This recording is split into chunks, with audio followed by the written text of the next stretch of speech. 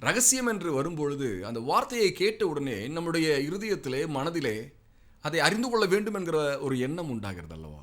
ரகசியம், அது என்ன ரகசியம்? ஆனால் வேதம் அப்படித்தான் அதை சொல்கிறது. நாம் தேவனோடு ரகசியங்களை பேசுகிறோமா? தேவனை ஒருவனும் ஒருபோதும் கண்டதில்லை. ஆனால் அந்த தேவனோடு நாம் ரகசியங்களை பேசிக்கொள்ள ஒரு வாய்ப்பு தேவன் உண்டாக்குகிற புதிய பாஷைகளினாலே உண்டாகிறது. ஹல்லேலூயா! கர்த்தரும் இரட்சகருமாகிய இயேசு கிறிஸ்துவுக்கே புகழும் மகிமையும் உண்டாவதாக. நாம் ஒவ்வொரு நாளும் தொழில்நுட்பத் துறையிலே புதிய முன்னேற்றங்களை அப்பப்பொழுது நாம் கேட்டு வருகிறோம், அதை பயன்படுத்தியும் வருகிறோம்.